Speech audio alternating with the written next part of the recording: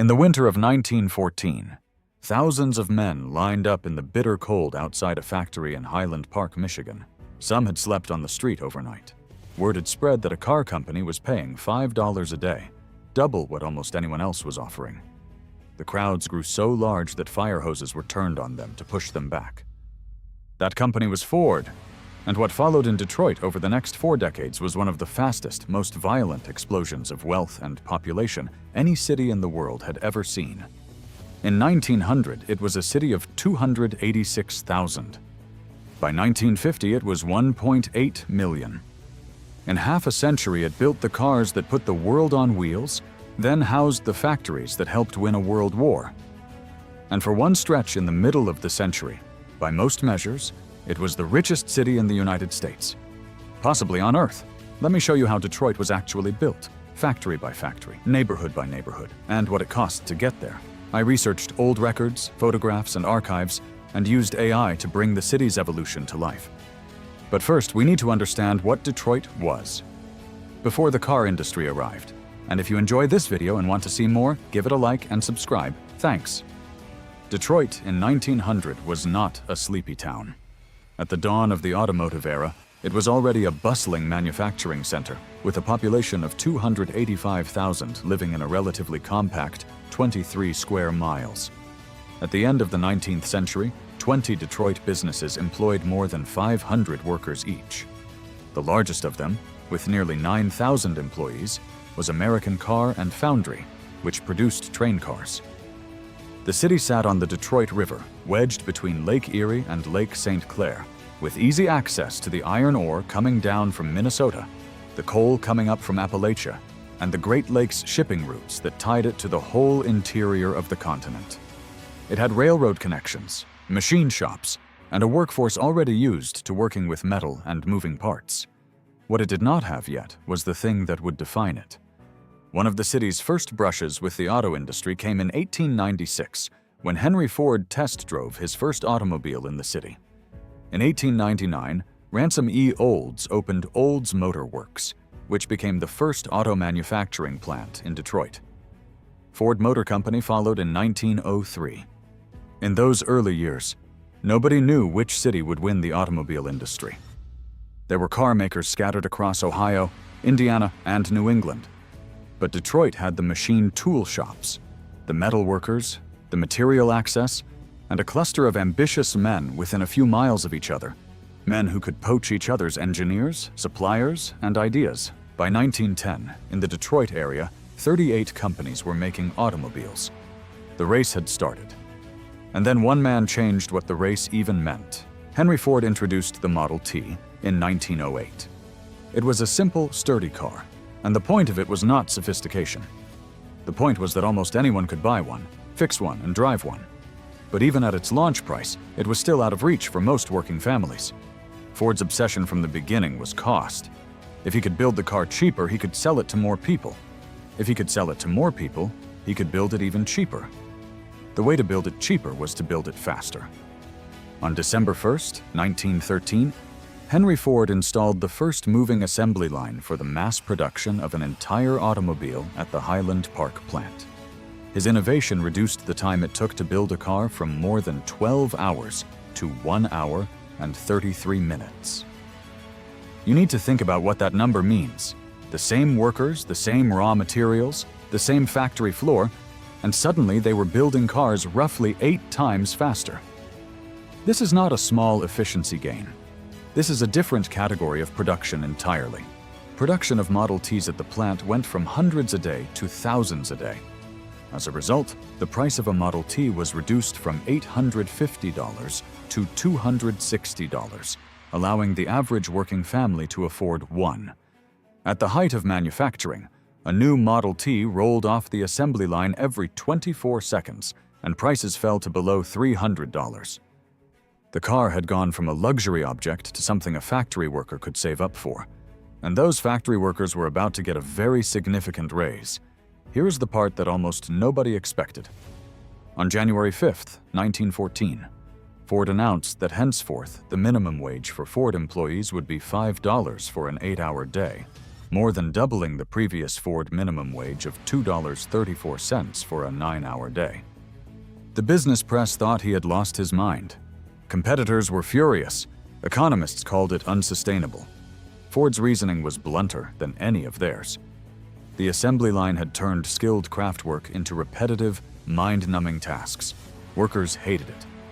Ford found itself with a crippling labor turnover rate of 370%. Constantly training replacements was bleeding efficiency. The effect was immediate. Thousands of people traveled to Detroit to apply for jobs, causing crowds and riots outside the company's gates. Within 2 years, Ford's profits had doubled alongside workers' pay.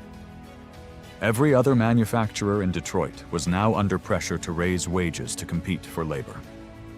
Ford had, accidentally or deliberately, depending on how generous you want to be, invented a new kind of industrial economy. Pay people enough to buy what they make, and the whole region gets richer together. Detroit was the first place on Earth where that experiment ran at full scale. Highland Park was enormous, but you have not seen scale yet. Ford's ambitions kept growing past what any city block could contain. In 1915, Ford began quietly buying land along the Rouge River in Dearborn, just outside Detroit's city limits. What rose there over the following decade was not a factory so much as a private industrial civilization. Completed in 1928, the River Rouge plant's astonishing size and output, a car every 49 seconds, transformed Detroit, the state of Michigan, and industrial practices worldwide. By 1930, River Rouge employed 100,000 people in 93 buildings. With its own docks in the dredged Rouge River, 100 miles of interior railroad track, 27 miles of conveyors, and 53,000 machine tools, the Rouge was able to turn raw materials into running vehicles within this single complex. Iron ore came in on ships. Coal arrived by rail. Limestone, rubber, sand for glass. Everything needed to make a car was manufactured on site before moving to the assembly line. Raw materials went in one side, and cars came out the other. River Rouge was so large that it had its own fire department, police force, hospital, and a 5,000-person maintenance crew. Ford had not just built a factory, he had built a private city inside the city, one whose entire purpose was to convert the raw materials of a continent into automobiles. And Ford was not even the whole story. General Motors was founded in 1908 by William Durant and Charles Mott, and Chrysler Corporation was founded by Walter Chrysler in 1925. Together, these three, Ford, GM, Chrysler, would come to be known simply as the Big Three, and they dominated not just Detroit, but the entire American automobile market for decades. You cannot run a machine that size on local labor. Detroit became a destination for everyone. The European immigrants came first. Poles, Hungarians, Italians, Greeks, and Belgians crossed the Atlantic and settled into tight ethnic communities on the east and west sides of the city. By the 1910s, Detroit's neighborhoods were a patchwork of languages, churches, and social clubs organized around the factory gates. Then came the Great Migration. During the First World War, Ford began hiring African American workers due to an increasing labor shortage, prompting those living in the Jim Crow South to migrate north, initiating what became known as the Great Migration. Between 1900 and 1930, the city's population ballooned to 1.5 million. By the end of World War I, over 8,000 black workers were employed in the city's auto industry, with 1,675 working at Ford. Many did the hardest and most dangerous work: the blast furnaces, the foundries, the jobs nobody else wanted. But some worked as skilled machinists and foremen. Ford paid equal wages for equal work, with black and white workers earning the same pay in the same posts, a policy remarkable enough and rare enough for its time that it drew people north by the thousands. African Americans established vibrant communities such as Black Bottom and Paradise Valley, which became centers of African American culture and commerce. Paradise Valley was packed with jazz clubs, restaurants, barbershops, and theaters. It was one of the most concentrated stretches of black-owned business in the country. 20 years after 1900, nearly 1 million people lived in Detroit, and the city had grown to a massive 139 square miles. The neighborhoods expanded outward in every direction along the radial avenues. Woodward, Gratiot, Grand River, Michigan, laid out from the city center like spokes on a wheel. Bungalows and brick two-flats went up block after block, filled with factory families who were, for the first time in their lives, earning middle-class wages for working-class jobs. Then came the war, and Detroit became something else entirely. In December 1940, with Europe already burning and the United States still officially neutral, President Franklin Roosevelt gave a radio address that would define the next 5 years. He called on American industry to become the arsenal of democracy, the manufacturing engine that would arm the Allied powers before the country had even formally entered the fight. The auto industry did not want to stop making cars, but the logic was inescapable. Detroit had the biggest, most sophisticated mass production infrastructure in the world. If tanks and planes needed to be built at scale, Detroit was the only place that could actually do it. By the time the United States entered the war in 1941, automakers had been convinced to build tanks and planes. They stopped making cars entirely and turned all attention to war production. Large auto factories, small tool and die shops, pharmaceutical manufacturers, and boat builders began swiftly producing Jeeps, M3 and M4 tanks, bombers, artillery guns, ammunition, helmets, drugs, and electronics. 91% of all Army helmets were stamped in Detroit. Chrysler's Detroit Arsenal tank plant in Warren created half the tanks made in the United States. By the summer of 1944, Ford's Willow Run plant completed one B-24 bomber every hour. In just the first 18 months after Pearl Harbor, 350,000 people came to Detroit to work in defense plants.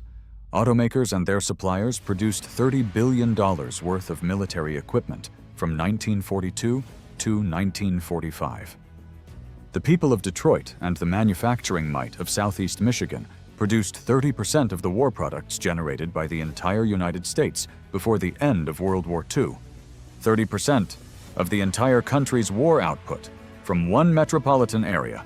The defense industries attracted 50,000 black people from the South in the Second Great Migration, along with 300,000 whites, mostly from the South. Detroit's population grew by 350,000 people from 1940 to 1943. The city was crammed. Housing was desperate.